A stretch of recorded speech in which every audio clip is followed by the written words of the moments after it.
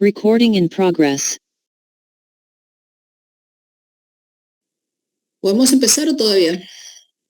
Buenas tardes, doctora, sí. Listo. Cristian, gracias por la asistencia. Me mandas también la de hoy día, por favor. Sí, doctora, no se preocupe. Perfecto. Bueno, ahora vamos a tocar uno de los temas más importantes en neonatología, el cual nos va a ayudar a reducir incluso la mortalidad y discapacidades en nuestros bebés. Vamos a hablar, me encantaría hacerlo de repente en 3 horas, porque reanimación es tan amplio que cuando yo llevé el curso, pues me llevaron 3 días. Pero vamos a tratar de resumirlo y de darles los puntos principales en esta clase. Vamos a poner grabación. Recording in progress. Listo.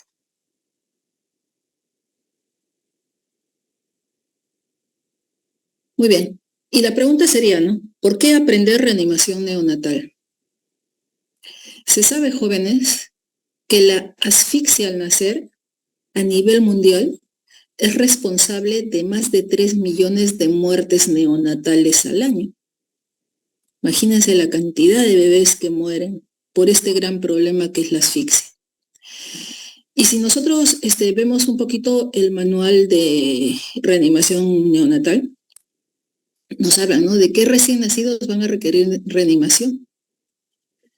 Miren, del 83 al 93 al 90% de bebés a nivel mundial efectúan una atención inmediata normal, no una transición a la vida extrauterina sin ningún problema.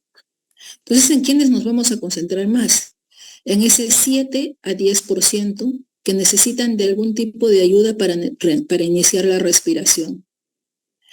De estos, ya se sabe que 5 a 10% solamente necesitan estimulación táctil. Y un 3 a 6% van a requerir ventilación con presión positiva. Y si recordamos un poquito más, de este 10%, menos del 1% va a necesitar una reanimación cardiopulmonar avanzada. Entonces, si nosotros aprendemos bien a hacer la reanimación básica, vamos a salvar al 99% de este 10%, quedando solamente ese 1% para esta reanimación avanzada.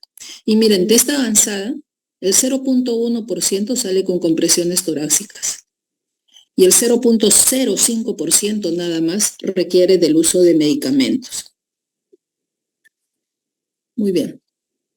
¿Cuáles son los signos más usados para evaluar la condición de nuestros bebés? O sea, ¿cuáles serían esos signos clínicos que nos van a decir que mi bebé no va a tener una adecuada transición? Primero, vemos el esfuerzo respiratorio, que puede ser irregular o puede estar ausente. Si hay ausencia de respiraciones, ¿a qué nos estamos refiriendo? Al apnea, ausencia de respiraciones por más de 20 segundos. O de repente también mi bebé está respirando muy rápido, está en una taquipnea. El otro signo anormal es la frecuencia cardíaca lenta, evidentemente llamada bradicardia, o frecuencias cardíacas rápidas, que son las taquicardias. Si hay un tono disminuido, si hay baja saturación de oxígeno, y también la presión arterial si está baja. Y le pongo un interrogante, ¿por qué? ¿Cuántos de los servicios de atención inmediata, diremos, en nuestro país y en el mundo, controlan la presión arterial desde centro obstétrico? Yo creo que ninguno. Generalmente ya la medida de la presión arterial la tenemos en las unidades de cuidados intensivos, ¿no?, donde tenemos monitores multiparámetros con medida de presión arterial. Ahora no me quiere. Muy bien, y debemos recordar que hay diferencias entre reanimar a un adulto y reanimar a un neonato. Porque sabemos que el adulto, cuando hace un paro cardíaco, generalmente es por una complicación, por un traumatismo, o es una complicación por una enfermedad cardíaca ya existente. mientras que el neonato no tiene enfermedad cardíaca existente y tampoco hay un traumatismo por ahí. Y generalmente en el adulto, estos paros cardíacos son causados por arritmias repentinas, que impiden ya que el corazón circule sangre eficazmente. Puede haber disminución en la circulación cerebral y así como el adulto pierde el conocimiento y deja de respirar rápidamente. Entonces, durante la reanimación cardiopulmonar en el adulto, lo más importante serán las compresiones cardíacas para mantener la circulación. Entonces también la desfibrilación eléctrica y los medicamentos. Mientras que en el neonato, sabemos que la gran mayoría de bebés tienen el corazón saludable y que el mayor problema para reanimar en nuestros bebés va a ser la respiración, ya que no va a haber un intercambio gaseoso adecuado. Este problema puede ser antes del parto, es decir, intraútero, puede ser durante todo el trabajo de parto y el parto en sí, o puede ser también que se presente después del parto. Entonces, ¿cuáles van a ser nuestros puntos claves para reanimar? Se sabe que hay algunos recién nacidos que no tienen ningún factor de riesgo, aparente, evidentemente, ¿no? Pero que a la hora que nacen van a requerir de algún grado de reanimación, incluso muchos de ellos de ventilación asistida. Entonces también no podemos quitar a los bebés que aparentemente no tienen factores de riesgo y decimos es un parto tóxico, sin factores de riesgo que vaya solo la técnica o la enfermera a atender y nosotros seguimos descansando. No. ¿Por qué? Porque pueden hacer mal este bebé. También se sabe que la reanimación en el bebé, como les decía, es el resultado de una insuficiencia respiratoria más que de cardíaca, dijimos. Y la medida entonces más importante y eficaz en la reanimación va a ser ventilar los pulmones en nuestros bebés. Muy pocos recién nacidos, como hemos dicho desde el comienzo, van a requerir de compresiones torácicas o masaje cardíaco, como le quieran llamar, y menos todavía requerirán de medicamentos. Entonces, esta reanimación debe ser realizada en forma rápida y eficiente. Y debe haber un trabajo en equipo. Lo que más recalca la Academia Americana de Pediatría en el manual de reanimación es el trabajo en equipo, que haya capacidad de liderazgo y de comunicación, ya que ello va a ser fundamental para una reanimación exitosa. Y nos vamos acá al famoso diagrama de flujo de la reanimación neonatal. Este diagrama de flujo tiene 5 bloques. El primero es cuando nace mi bebé y hay una evaluación inicial. El segundo será mantener la vía aérea, las respiraciones, el tercero, el cuarto circulación y el último, las drogas. Y esto poco a poco ahora en esta ponencia vamos a ir desarrollándolo paso a paso. Entonces, ¿qué es el diagrama de flujo del programa de reanimación? Acá tenemos los rectángulos. Los rectángulos son medidas que vamos a hacer que pueden ser necesarias. Y los rombos van a indicar las evaluaciones que vamos a hacer. Por ejemplo, mi bebé nace.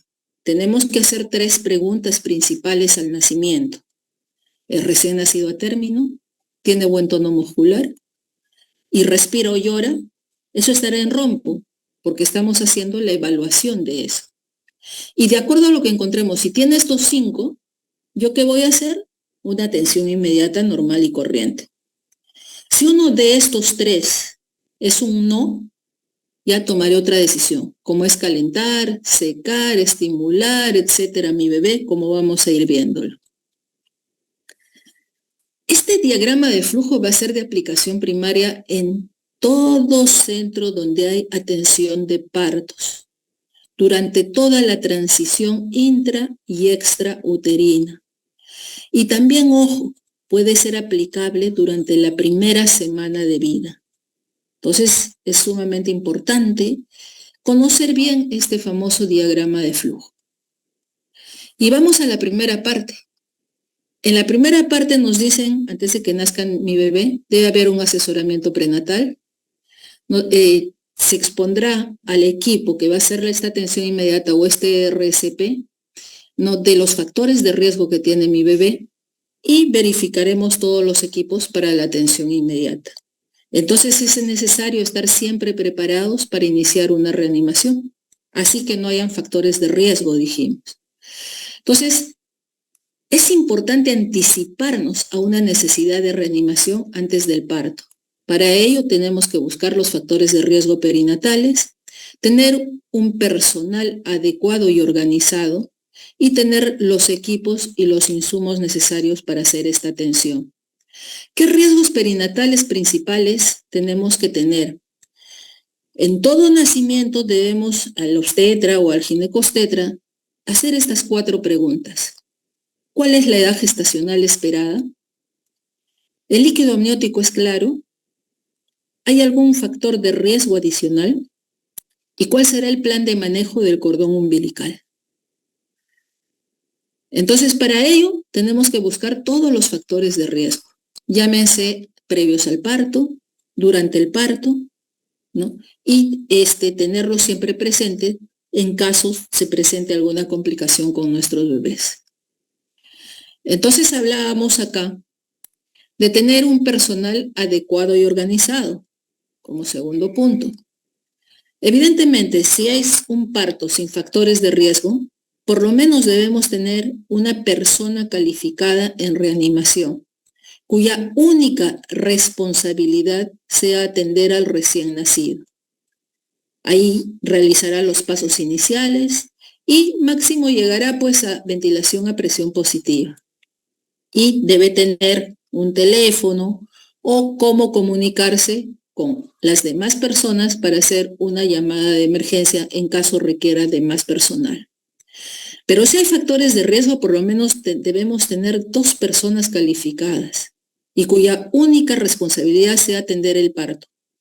Al recién nacido, perdón. ¿Por qué les digo esto? Porque muchas veces, y eso pasa en los centros de salud, y eso lo van a ver cuando hagan serums, que la misma persona que atiende el parto también atiende al recién nacido y probablemente con los mismos guantes y probablemente les complique más que habiendo otra persona. ¿Por qué? Y estas 2 personas deben saber inclusive intubaciones endotraqueales, compresiones cardíacas, realizar accesos vasculares de emergencia, administrar medicamentos. Entonces debemos tener un adecuado equipo de reanimación, ¿no? Que ese equipo debe identificar a un líder que va a ser el que va a dirigir, diremos, todo lo que es la reanimación. Habrá que discutir los posibles escenarios que se puedan presentar una vez que nazca nuestro bebé. Y a cada personal que está en el equipo de reanimación se le deberá asignar roles y responsabilidades. Si hablamos de personal adecuado y organizado, evidentemente debemos de ver cuáles son sus habilidades conductuales, ¿no? Y siempre enfocados en el trabajo en equipo, siempre anticipándose, planificando, usando toda esa información disponible, usando recursos disponibles, ¿no? Conociendo el entorno, identificando claramente, evidentemente, al líder, ¿no? Y ahí tienen ejemplos de qué cosa hacer en cada caso. Y por último, ver qué equipos tenemos. Entonces habrá que asegurarnos que todos los equipos estén disponibles, tener todos los insumos. Y habrá que hacer una lista de verificación de estos insumos. Acá tenemos una lista que vamos anotando con qué contamos para hacer una adecuada reanimación. Entonces, yo me voy preguntando en mi cabeza, ¿no? Si mi bebé, de repente, hay posibilidad de que haga hipotermia, ¿cómo caliento a mi bebé? ¿Tendré una cuna de calor radiante o solo la pancita de mi mamá? De repente tiene secreciones, ¿con qué voy a despejar esas vías aéreas? ¿Será con una pera de goma? ¿Con una sonda orogástrica instalada al equipo de aspiración? ¿No? ¿Cómo le escucho yo los latidos cardíacos? ¿Será con un estetoscopio? ¿Será de repente con un oxímetro de pulso o con un monitor? ¿No? ¿Cómo lo ventilo? ¿Tendré una bolsa de reanimación para ventilar a mi bebé con máscara? ¿Tendré los tubos endotraqueales a la mano para poder intubar? Etcétera. Acá tenemos los equipos mínimos necesarios, como es la bolsa de reanimación, el laringoscopio con hojas rectas, no, los tubos endotraqueales sin CAF, es decir, sin su baloncito para inflar, su estetoscopio, sus ondas de aspiración, etc. Entonces, estamos en este primer paso de hacer las 3 preguntas.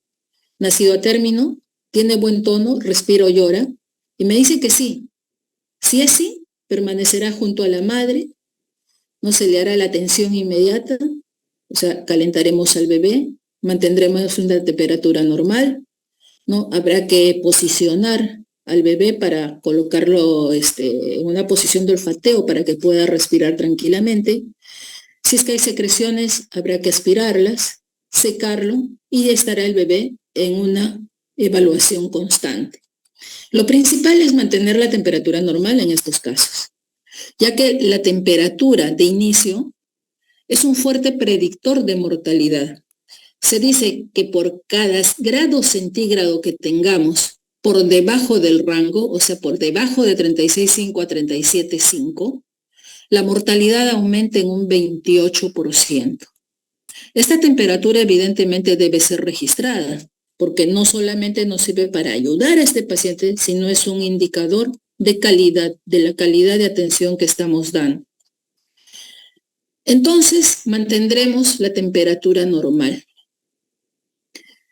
No debe haber, en el ambiente de atención inmediato de reanimación en este caso, no debe haber corrientes de aire. ¿Qué quiere decir? Cerrar puertas y ventanas. La temperatura del ambiente, la Academia Europea de Pediatría de Neonatología habla de una temperatura entre 23 a 25 grados. En el MINSA nos hablan de temperaturas en prematuros mayores de 25 grados. Y en el cuarto, 26 grados. Y también propiciar el contacto piel a piel. Entonces, ¿cómo vamos a mantener esta temperatura? Secando al recién nacido, cambiando esos campos húmedos por unos secos precalentados, y si es muy prematuro, con envolturas plásticas y gorro. También podríamos tener colchón térmico o la cuna de calor radiante que tiene su colchón ahí. Si tenemos que reanimar, el aire que usemos, o sea, con el mezclador de oxígeno y todo, debe ser tibio y húmedo. Y si en menores de 36 semanas, con mayor razón, tiene que haber una combinación de todo ello. Entonces, ¿qué pasa? Mi bebé nace. ¿Y a qué decimos cuando consideramos que mi bebé ya nació? ¿Cuál es la definición de nacimiento?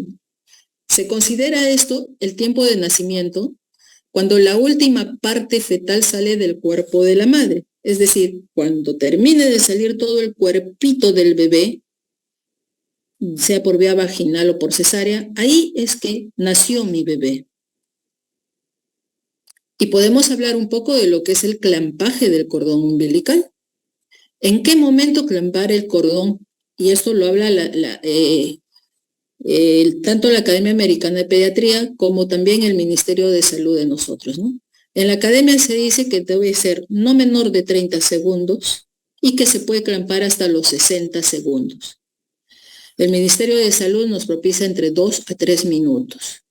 Entonces mi bebé nació a término, respira o llora, vamos al sí, hacemos todo esto de acá. ¿En quiénes está recomendado este clampaje del cordón umbilical? En los recién nacidos a término y pretérminos que no tengan ningún compromiso, especialmente 34 o 36 semanas. Evidentemente, hasta ahora no hay suficiente evidencia para recomendarlo en aquellos bebés que requieran reanimación, que hay que llevarlos a la mesa de atención, o sea, a la cuna de calor radiante para poder reanimarlo. Entonces, el cordón pues no es tan largo para llegar hasta la mesa de calor radiante. Entonces, todavía la Academia Americana de Pediatría dice que sí, hay que clampar rápidamente y llevarlo para hacer la reanimación respectiva. Aunque ya las guías europeas, chicos, hablan de poder reanimar en el vientre materno, esperando justamente a que haya ese pasaje de sangre en el clampaje oportuno de cordón y evitar así mayores problemas de oxigenación en el bebé posteriores. Tampoco hay suficiente evidencia para recomendar el ordeñamiento. ¿Qué se hacía antes y especialmente en menores de 29 semanas, ¿no? ¿Qué se hacía? La sangre que estaba en el cordón, se le ordeñaba, se le pasaba al bebé, no para justamente evitar esto del clampaje oportuno del cordón, pero no hay mayor evidencia y especialmente en menores de 29 semanas. ¿Qué hay evidencia en lo que es el manejo del cordón umbilical? Si mi bebé es prematuro y no requiere reanimación, habrá que demorar el clampaje por lo menos 30 segundos. Si es a término y no requiere reanimación, habrá que demorar el clampaje igual, como mínimo 30 segundos. Si es a término o es prematuro y requiere reanimación al nacer, todavía no hay evidencia suficiente para saber cómo es el clampaje del cordón umbilical. Y evidentemente no se recomienda el ordeño del cordón, dijimos, en menores de 29 semanas, porque aumenta el riesgo de hemorragia intraventricular.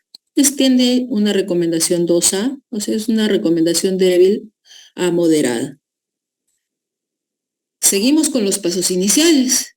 Entonces, evaluamos, nacido a término, tiene buen tono, respira o llora, me dicen que sí. ¿Qué debo hacer? Los pasos iniciales de la atención del recién nacido, que son estos 5. Proporcionar calor, secar, estimular, colocar en posición la cabeza y el cuello y eliminar las secreciones si fuera necesario. Y en ese orden, jóvenes. Esto sí les pido que se aprendan de memoria. Y habrá que seguir controlando a mi bebé después de haber hecho estos pasos iniciales. Deberé controlar la respiración, el tono, la actividad de mi bebé, el color y la temperatura para ver si requiere de intervenciones adicionales. Pero ¿qué pasa si me dicen, no? De repente no es a término, o no tiene buen tono, o no respira, o no llora. Entonces acá vamos. ¿A quiénes se les dice recién nacidos no vigorosos y prematuros? Si la respuesta a cualquiera de estas 3 preguntas es un no, el bebé debe ser llevado a una cuna de calor radiante o una mesa junto a la madre o en el vientre materno, porque lo más probable es que requiera de algún otro tipo de intervención.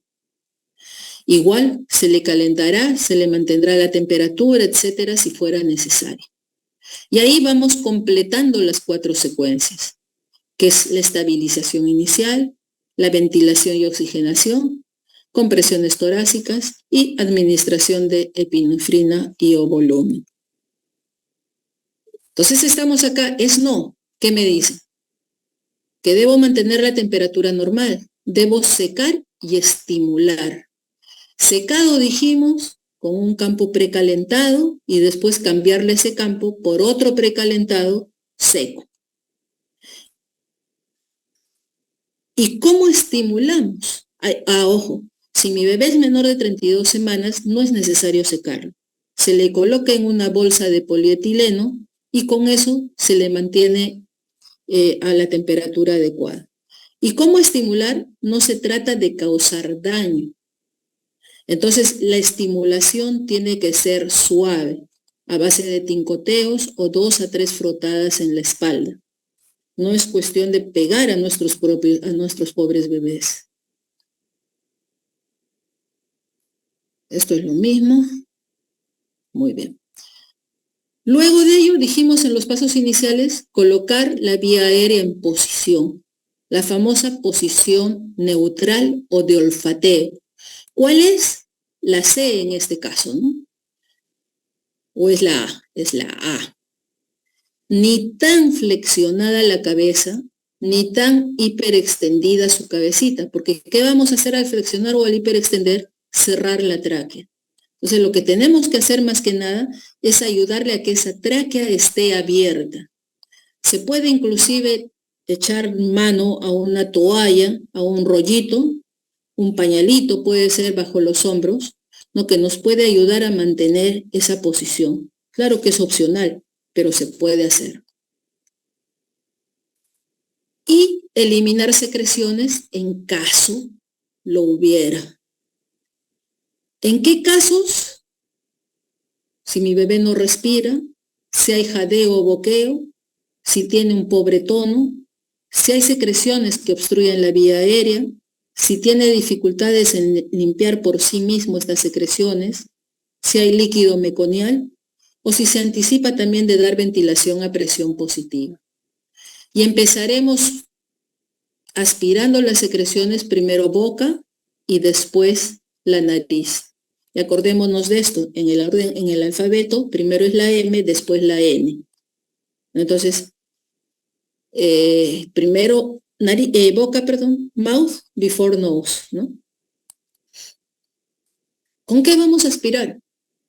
Podemos aspirar, dijimos, con una bombilla para succión, que es la pera de goma, y siempre tener cuidado de no realizar una succión enérgica ni profunda. O puede ser también con estos equipos de aspiración, ¿no? Con sondas de aspiración, que la presión negativa no debe ser más de 80 a 100 milímetros de mercurio. Si nosotros introducimos muy drásticamente de repente la sondita, ya sea por la nariz o la boca, podemos producir un reflejo vagovagal y producir apneas, bradicardias, hasta paro respiratorio.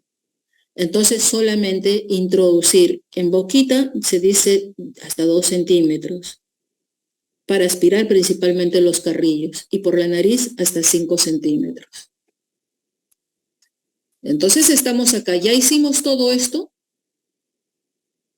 y lo siguiente sería ya evaluar si mi bebé está respirando adecuadamente, es decir, si está presentando apneas o boqueos, o si su frecuencia cardíaca es menor a 100 por minuto. Entonces, ¿qué es lo que evaluamos primero cuando tenemos un no en la primera pregunta, en las primeras 3 preguntas? Si respira y cómo está su frecuencia cardíaca. La frecuencia cardíaca, jóvenes, es lo que más nos va a orientar a ver cómo está yendo nuestro bebé. Acá tienen un bebé. Para ir identificando cómo es el apneobloqueo, vamos a ir viendo. Uy, se me ha ido.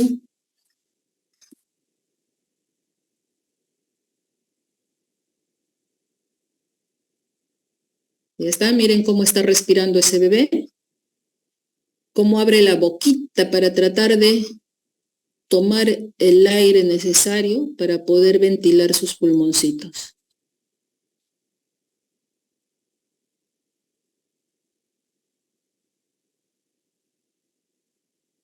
¿No? Así es fácilmente identificable cómo es el boqueo, la famosa respiración boqueante en nuestro bebé. Muy bien, ahí le están colocando oxígeno en un cabezal de oxígeno para irlo viendo. Entonces, recordemos, mi bebé, si no respira, o sea, si una de las 3 preguntas está mal, le hago los pasos iniciales de la reanimación o de la atención inmediata y veo que tiene apnea o boqueo, lo primero que yo debo de controlar es la frecuencia cardíaca, ya que la frecuencia cardíaca es el predictor más importante de respuesta inmediata. Ahí se verá la eficacia de la reanimación que yo voy a hacer.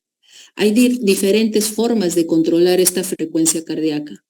Puede ser con un estetoscopio, auscultándolo. Puede ser palpando el cordón umbilical si es que todavía no ha dejado de latir. Puede ser a través de un oxímetro de pulso. Y lo último que incorpora la Academia Americana de Pediatría es un electrocardiograma con 3 electrodos, que puede ser a través de un monitor o un EKG monitoreado. Si lo auscultamos, ¿dónde debemos colocar el estetoscopio? En el hemitórax izquierdo, y se deberá contar. Para lo único que contamos en 6 segundos, la frecuencia cardíaca es para efectos de reanimación, que yo no puedo contar 60 segundos, que sería el famoso minuto de oro. Voy a desperdiciar 60 segundos en tomarlo y no voy a reanimar, no. En estos casos habrá que contarlo en 6 segundos y multiplicaremos por 10. Si los latidos son muy rápidos, hasta puedo marcar con el dedo. No voy siguiendo el latido para poder contar más fácil estos latidos cardíacos. ¿Y cómo evaluamos entonces la respuesta de mi bebé a estos pasos iniciales?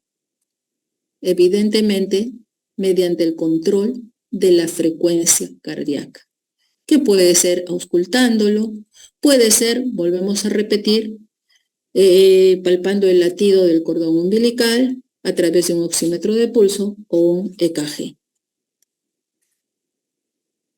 Entonces, mi bebé de repente está más o menos, pero le veo que está morado, pero sí está respirando solo. ¿No? Puede tener una cianosis central por ahí. Le puedo administrar yo lo que se llama el oxígeno al flujo libre. ¿Qué haremos? Le colocaremos al bebé el oxímetro, ¿no? ¿Y qué quiere decir el oxígeno al flujo libre? Tener ahí conectado el oxígeno a 10 litros por minuto con el mezclador y acercaremos, que puede ser una mascarita o con mi mano de repente y una sondita, haciendo un efecto de paraguas para que le llegue alguna cantidad de oxígeno a mi bebé mientras está ventilando. Y por acá tenemos eso, acá está, ¿no? Está la conexión de oxígeno y le llevamos al bebé. Esta es una forma de darle oxígeno a flujo libre. Entonces estamos por acá, miren. Vimos que apneo-boqueo, ¿no? Preguntaremos, ¿respira con dificultad o tiene cianosis persistente? Sí. Lo colocaremos en posición, despejaremos la vía aérea. Le colocaremos el oxímetro de pulso para ver si necesita oxímetro suplementario y de repente considerar la necesidad de colocarle un CPAP nasal. Si tiene apneo-boqueo o su frecuencia cardíaca es menos de 100, ahí recién empezamos la otra parte, que es la ventilación a presión positiva. ¿Con qué? Con bolsa y máscara o de repente con el reanimador en pies en T. Y evidentemente para esto ya estoy colocándole también el oxímetro de pulso y considerar también colocarle el monitor de EKG. ¿Para qué? Para ir monitorizando la saturación de oxígeno que debe tener. ¿Dónde le colocamos el oxímetro? En la muñeca derecha. Estas son las saturaciones, miren las oximetrías que debe tener mi bebé. Al minuto yo no voy a esperar que mi oximetría pues esté en más del 90%. Al minuto va a tener solo un 60-65%. Recién a los 10 minutos va a llegar entre 85 a 95%. Entonces, recopilando un poquito, ¿cuándo se indica el oxígeno suplementario y cómo se administra? Se usa cuando la lectura del oxímetro se mantiene por debajo del rango objetivo para la edad del bebé. O sea, por debajo,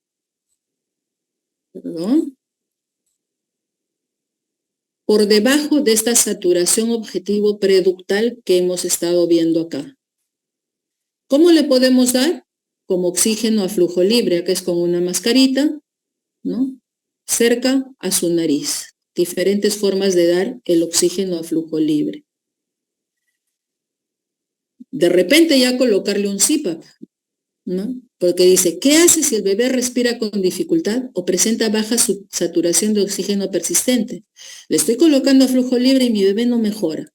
Entonces consideraré la posibilidad de colocarle un CPAP nasal, que puede ser a través de la mascarita o con PRONs nasales. Pero, ¿qué hacemos? Después de los pasos iniciales, dice, ¿qué debe hacer si el bebé no respira o su frecuencia cardíaca es baja? Tenemos dos casos ahí. Bebé no respira, frecuencia cardíaca baja. Lo que debemos hacer ya es considerar y empezar la ventilación a presión positiva. ¿A qué le llamamos frecuencia cardíaca baja? Frecuencia cardíaca menos de 100 latidos por minuto. Para esto ya le estaremos pidiendo ayuda adicional a otro profesional más si es que estoy sola. Y si el bebé no ha respondido a los pasos iniciales en el primer minuto de vida, no será pues adecuado seguirle estimulando o seguirle dando solo oxígeno a flujo libre, ¿no? Sino ya ventilación a presión positiva. Para esto tenemos diferentes dispositivos. El más conocido es el primero, que es la bolsa de reanimación autoinflable, mal llamada Ambu. Es una de las marcas que hay, porque hay diferentes marcas. Se llama bolsa de reanimación autoinflable.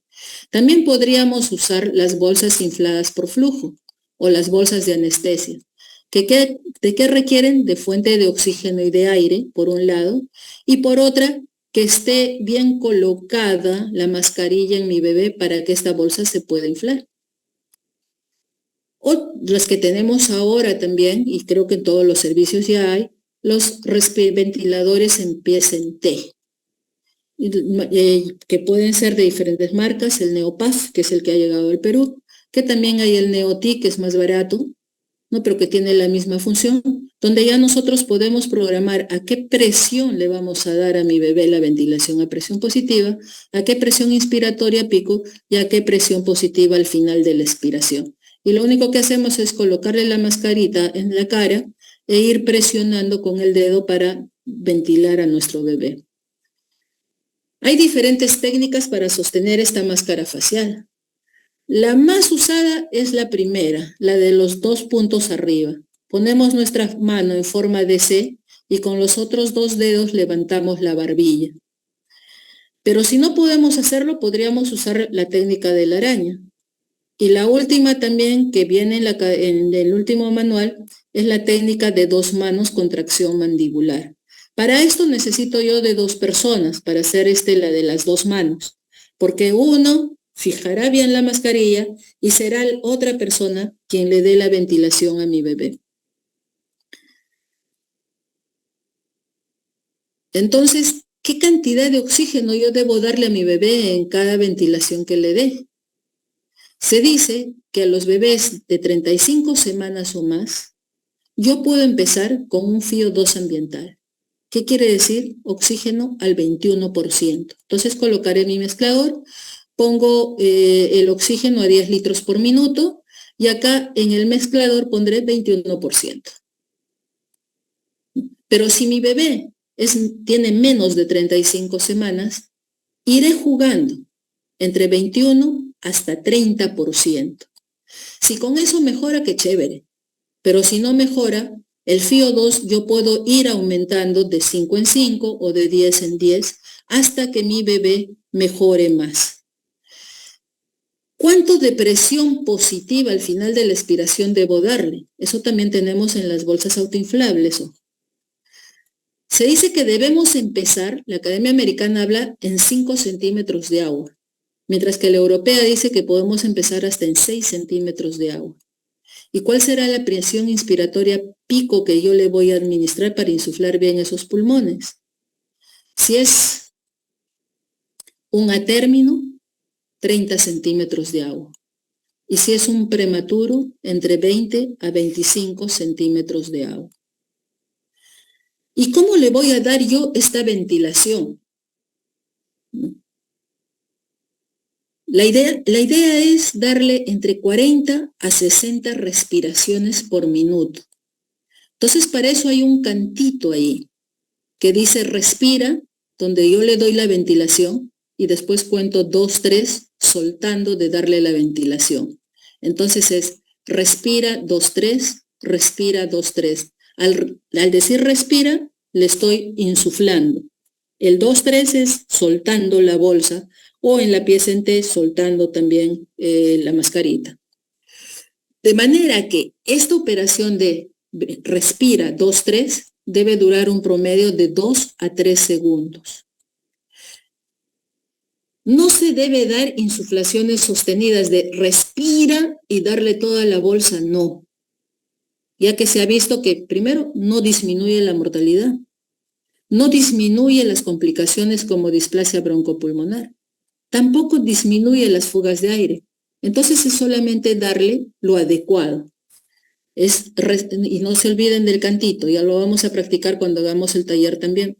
Respira 2, 3, respira 2, 3, respira 2, 3. Y ahí empezaríamos el famoso minuto de oro. ¿A qué le llamamos el minuto de oro? Es el primer minuto de vida, diremos, que requiere reanimación mi bebé y que se debe usar para completar los pasos iniciales de la estabilización. Evidentemente este tiempo no está precisado científicamente, pero se dice que si demora más de un minuto el inicio de la ventilación a presión positiva, probablemente mi bebé no mejore más rápidamente y tenga secuelas a largo plazo.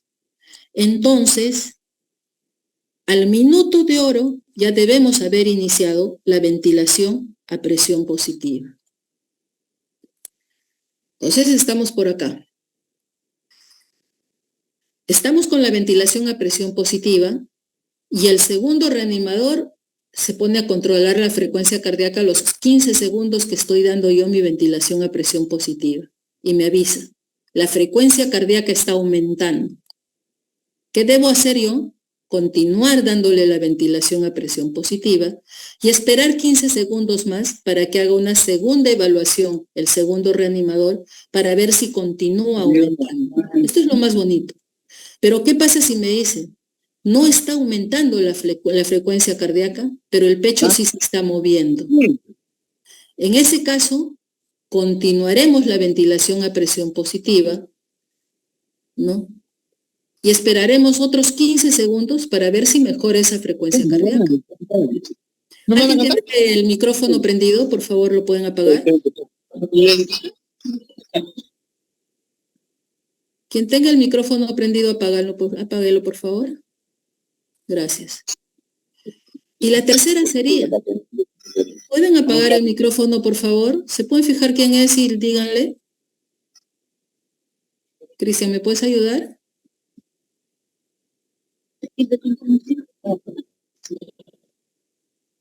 Distraen con eso. No puedo. Diego, Una, dos, tres. Happy birthday. Están cantando hasta Happy Birthday, ¿qué hacemos? Happy birthday to you. buenas tardes, doctora. Sería cuestión de que el delegado le haga saber al compañero y apague su micro. Eso le estoy pidiendo a Cristian. Doctora, disculpe, pero la persona que es el host puede silenciar. Es que tengo que salir de todo. Voy a tener que salir. Voy a tener que dejar de compartir. ¿Quién es? ¿Eric o Diego? No, doctora, yo no soy, es Diego. Diego, yo fui el que le dije. Y Diego creo que es de mi grupo, ¿no? Ya, volveremos. ¿Y ahora dónde lo tengo acá? Doctora, ya se muteó. Sí, yo le he muteado. Ah, ok. Yo le he tenido que mutear. Muy bien, entonces estábamos acá en el tercero. ¿Qué pasa? Que el reanimador me dice a los 15 segundos, la frecuencia cardíaca no está aumentando y el pecho no se está moviendo. ¿Qué debo hacer yo como primer reanimador? Los pasos correctivos de la ventilación. ¿Cuáles van a ser? Ahí ya vamos a entrar a tallar en el siguiente tema, que es el famoso Mr. Sopa, ¿no? Y anunciaremos cuando el pecho se esté moviendo y continuaremos esta ventilación hasta que pasen los 30 segundos para volver a controlar nuevamente la frecuencia cardíaca. Y este es el famoso Mr. Sopa. Dijimos, primera evaluación, evaluamos la frecuencia cardíaca, ¿no? A los 15 segundos. ¿Cuántas ventilaciones más o menos le habremos dado a los 15 segundos? De 5 a 10 ventilaciones antes de usar el Mr. Sopa. Pero el pecho no se me mueve, no mejora la frecuencia cardíaca, ¿qué debo hacer? Primero, ver cómo está la máscara. De repente hay fuga de aire por los costaditos, debería ajustar más esa máscara. El siguiente paso, reubicar la vía aérea, colocarle en su famosa posición de olfateo a mi bebé y seguiré dándole la BPP. De ahí la S. ¿Hay secreciones? Pues tendré que aspirar primero boca, después nariz. Y La O de open, abrir la boca. Le sigo ventilando. Después, no está mejorando. Presión. De repente le estoy dando poquita presión. De repente, en vez de darle 30, le estoy dando 20. Le aumentaré 10 más. Entonces, presión, aumenten la presión. Sigo ventilando. No mejora mi bebé, consideraré una vía aérea alternativa, que puede ser mediante una intubación endotraqueal o la colocación de una máscara laríngea. Entonces, estos son los pasos correctivos de la ventilación. Y estamos por acá. Para hacer la vía alternativa tenemos los tubos endotraqueales, que de acuerdo al peso de mi bebé uso el tamaño del tubo, ¿no? Menores de 1000 gramos o de 28 semanas, 2.5. Entre 1000 a 2000, tubo 3, o 28 a 34 semanas. Y mayores de 34 semanas o más de 2000, usaré un tubo 2.5. O también puedo usar, si no soy ducha, intubando a un bebé, puedo colocarle una máscara laríngea, pero esto principalmente ya hay mascaritas para mayores de 1800 gramos. No, en el Perú todavía no los tenemos. Acá están. El tubo endotraqueal nos sirve también no solamente para ventilar, sino para aspirar el meconio, ¿no? Está en el Mr. Sopa, diremos, nos sirve ya para dar masaje cardíaco, ¿no? Y hay circunstancias especiales en que hay que colocar desde que nació mi bebé, como es en la hernia diafragmática congénita, o si es un prematuro extremo que requiere de administración de surfactante, antes de estarle dando ventilación con bolsa y máscara, mejor lo intubo y le ventilo por ahí. No, la máscara laríngea, todavía acá la lámina está con mayores de 2000, pero ya sé que han salido de más de 1800.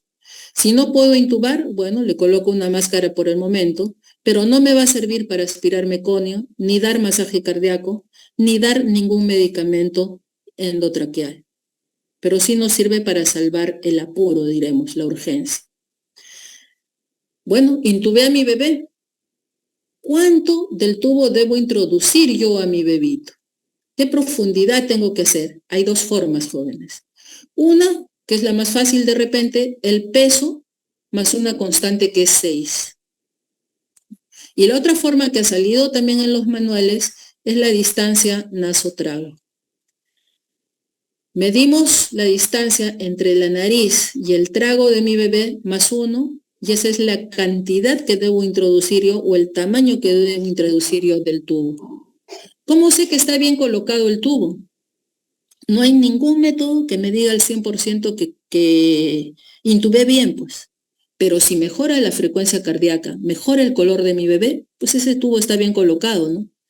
Además de eso, si encuentro los ruidos respiratorios en ambos campos pulmonares, si no se hincha su pancita, o si encuentro vapor condensado en el tubo, ¿no? Y el movimiento del tórax es simétrico, digo, este tubo está bien colocado. Estará mal colocado si mi bebé no mejora su frecuencia cardíaca, está cianótico, ¿no? De repente le pongo el aparatito para medir el CO2 y no me cambia de color, que nos ayuda, pero tampoco nos dice al 100% que esté bien o no, ¿no? Si no ausculto bien el murmullo vesicular, su abdomen, su pancita está hinchada, distendida, globulosa, ¿no? Y pongo de repente mi estetoscopio ahí y escucho el pasaje de las ventilaciones en la pancita más que en el tórax, ¿no? Cuando no encuentro ese vapor condensado en el tubo y cuando el movimiento del tórax es asimétrico. Y recordar esto, ya le intubé, le estoy dando ventilación a presión positiva y mi bebé no mejora. O de un momento a otro, empeora. Recuerden también esta mnemotecnia, así como recuerdan el Mr. Sopa, ahora también van a recordar el famoso dope. ¿Qué habrá pasado con ese tubo? De repente se movió, se ha ido a un solo lado del pulmón, de repente se ha ido solo al derecho y al izquierdo no está ventilando. O de repente ese tubo se obstruyó, el meconio era muy espeso y obstruyó el tubo, entonces no hay pasaje de aire. O le di muy fuerte y le produjo un neumotórax.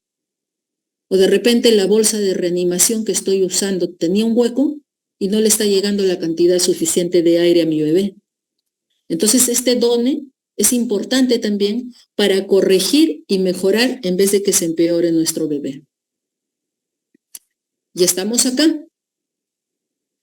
Le intubamos, ¿no? Acá. Hicimos el Mr. Sopa y seguimos evaluando a nuestro bebé, pero pasaron los perdón. Pasaron los 30 segundos y ¿qué pasa?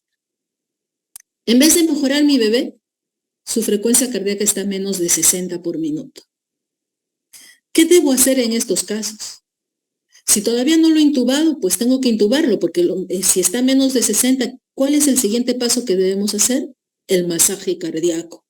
Y para hacer el masaje cardíaco, necesariamente yo requiero de que mi bebé esté intubado y que le coloque yo oxígeno al 100%. Y habrá que coordinar entonces la ventilación a presión positiva con masaje cardíaco. ¿Ya? Igual se evalúa como hemos estado viendo en antes. Entonces, para hacer el masaje cardíaco, hasta ahora, la mejor técnica es la de los 2 pulgares. Mejora más la presión sanguínea y hay mayor presión de perfusión coronaria con este masaje cardíaco. ¿Dónde lo voy a hacer? Acá tenemos a la izquierda de vuestras pantallas, tenemos el apéndice sifoides y vamos a hacerlo en la mitad, diremos, de una línea entre las mamilas hasta donde termina el apéndice sifoides. Ese es el punto que vamos a realizar el masaje cardíaco. Hay diferentes formas, como ven, pero la principal es la de los 2 pulgares. ¿Qué profundidad vamos a hacer? Se dice que 1/3 del diámetro antero-posterior. ¿Y cómo lo vamos a hacer? ¿Con qué técnica? ¿No? La de los 2 pulgares, dijimos. Hay otras formas, la de los 2 dedos, pero se necesita siempre que haya algo duro a nivel de la espalda, diremos, y es muy cansado, los dedos se cansan muy rápido. La academia ha sacado ahora estos otros 2, que es ya doblando las manos, ¿no? Pero todavía sigue siendo mejor la de los 2 pulgares. Y antes decíamos, cuando yo doy BPP, tengo un cantito, que era ventila 2-3, ventila 2-3. Cuando yo hago masaje cardíaco, ese cantito ya no me sirve. Entonces, ya tengo que hacer que en un ciclo que dura 2 segundos, tengo que dar yo 3 masajes cardíacos y una ventilación. De manera que en un minuto debo tener yo 120 eventos. Es decir, 90 compresiones y 30 respiraciones. Y para seguir más o menos eso, tengo que seguir este cantito. 1 y 2 y 3 y ventila. 1 y 2 y 3 y ventila. 1 y 2 y 3 y ventila. ¿Qué quiere decir el 1? Hacer la compresión. El I, dejar de comprimir. ¿Qué estoy produciendo yo ahí? Una sístole y una diástole. 1 y 2 y 3 y. ¿No? Y en el tercero se ventila. Entonces, no se olviden de esto. 120 eventos en un minuto. 90 masajes por 30 ventilaciones. Si sabemos que este problema de mi bebé, por el cual necesita ser reanimado, es por una causa de un problema cardíaco, podríamos hacer 15 masajes por 2 ventilaciones, ¿no? Pero quedémonos con la primera. 3 masajes, una ventilación. 3 masajes, una ventilación. Y acá vamos a ver eso.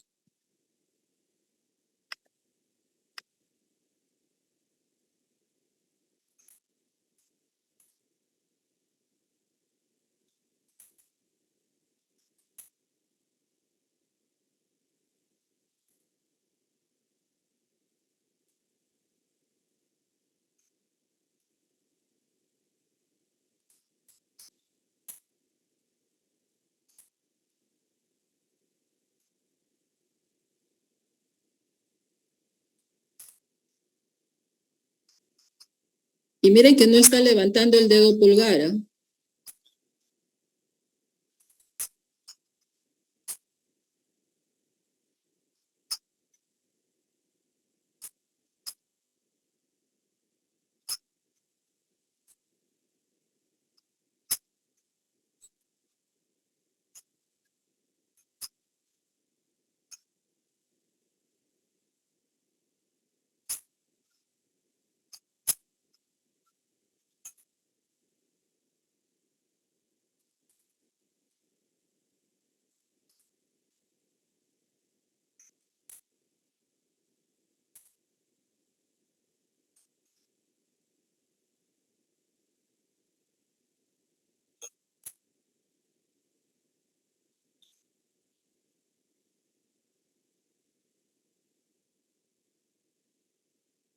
Muy bien. Y ya estamos pasando, hicimos todo esto, le dimos ventilación a presión positiva por 1 minuto. Controlamos a mi bebé y su frecuencia cardíaca está en menos de 60. Decidimos darle ventilación más masaje cardíaco. Para nosotros evaluar la respuesta, diremos, del masaje cardíaco que estamos dando, ya no vamos a reevaluarlo en 30 segundos. Esta vez lo vamos a reevaluar ya en 1 minuto, porque ese corazón tenemos que esperar que responda a los procedimientos que estamos haciendo. Pero ¿qué pasa? Yo le doy, estoy ya con ventilación a presión positiva más masaje cardíaco 1 minuto, y su frecuencia cardíaca no mejora de 60, o peor, está menos de 60. Ahí consideraremos el uso de medicamentos. En este caso, la adrenalina. Entonces, ¿cuál va a ser la indicación de la adrenalina? Cuando le estoy dando ventilación a presión positiva por 30 segundos y no mejora la frecuencia cardíaca, le doy 60 segundos más de ventilación a presión positiva con masaje cardíaco, usando el oxígeno al 100%, y su frecuencia cardíaca está menos de 60, ahí pienso en darle la adrenalina. ¿A qué dosis? En el mercado en el Perú tenemos esta concentración, que es la concentración de 1 en 1000, que es 1 miligramo por mililitro. Yo necesito para administrar a mi bebé no la concentración de 1 en 1000, sino 1 en 10.000. ¿Qué voy a hacer? Cojo una jeringuita de tuberculina, 1 décima de adrenalina con 9 décimas de solución salina o solución fisiológica, como le quieran llamar.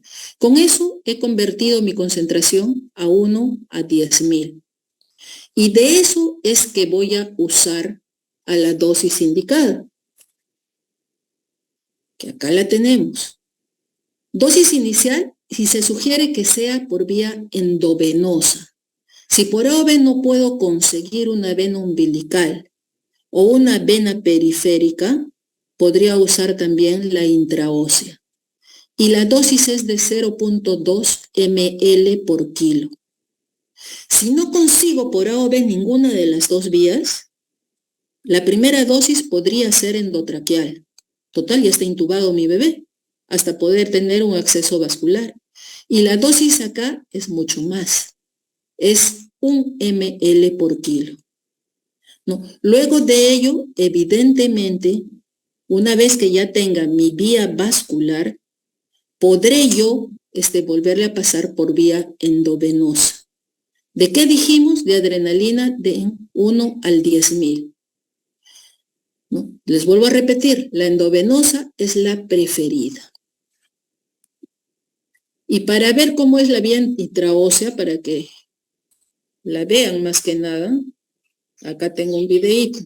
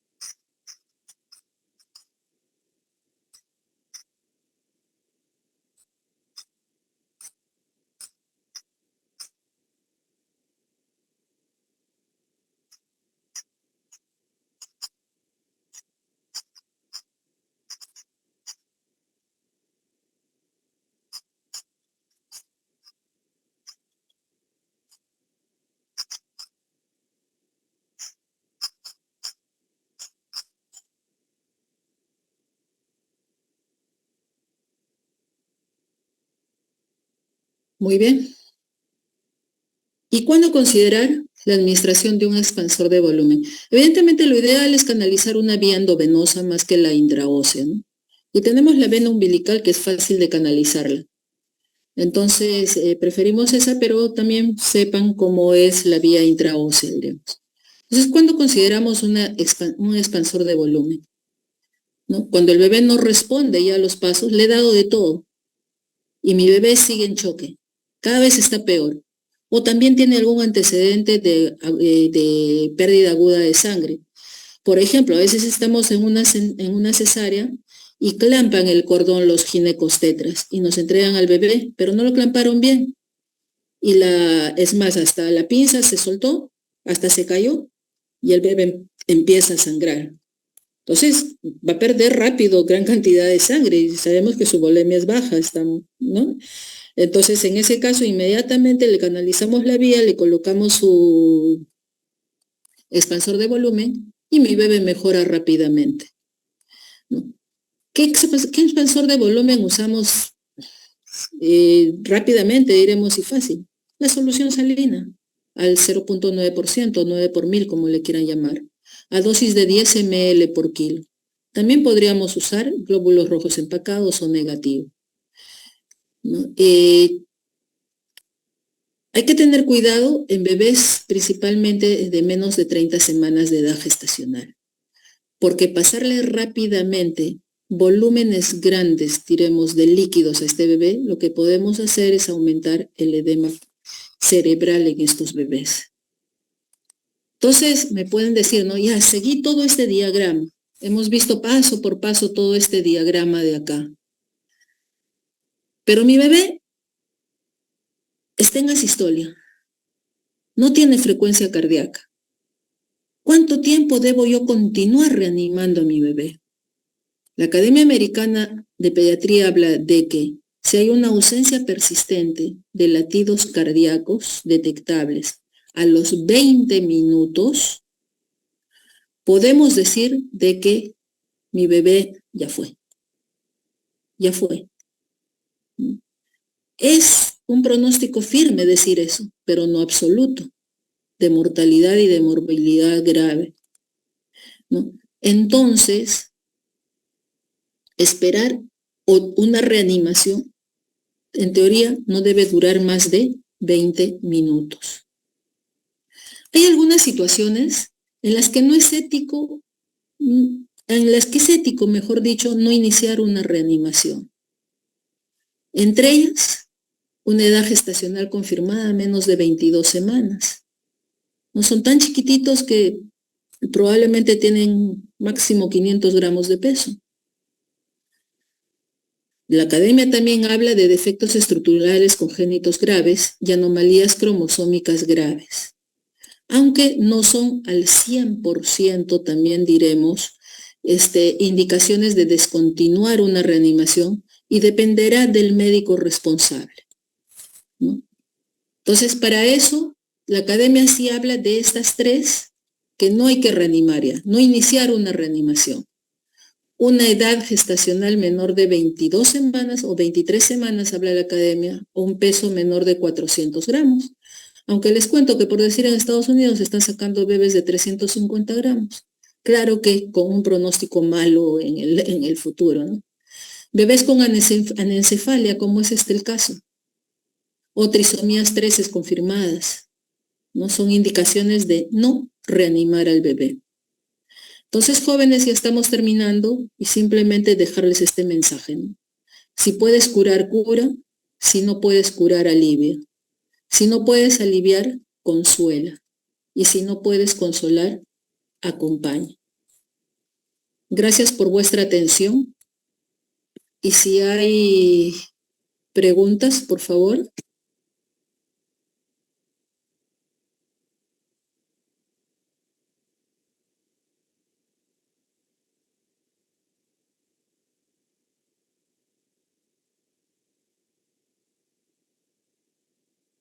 ¿No hay preguntas? De reanimación tenemos para hablar todo un día.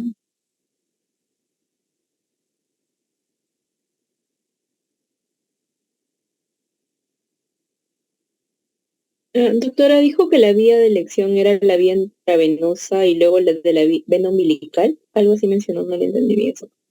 Para la administración de medicamentos, la vía, especialmente de adrenalina, la vía de elección es la endovenosa, cualquiera, sea una vena periférica o a través de la vena umbilical, que también es una vía endovenosa. Eso es lo que he tratado de decir, ¿está bien? Ya, doctora. ¿Se entendió mejor, Melissa? Sí, sino que esa parte no la escuché bien, por eso que no la entendí. Pero ahora sí, si me dice vía periférica o la vena umbilical, si se tiene el acceso. Es la vena que tú encuentres Ujú. disponible. La de acceso más fácil es la vena umbilical. Pero cualquier vena periférica nos puede ayudar. Sino que es más difícil buscarla en ese momento, lo primero que vamos a encontrar es la vena umbilical, que la tenemos a la mano.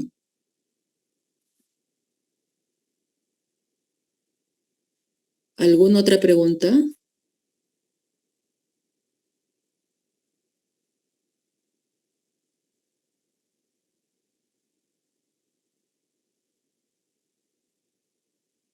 Bueno, si no hay más preguntas, estamos dando por concluida la clase.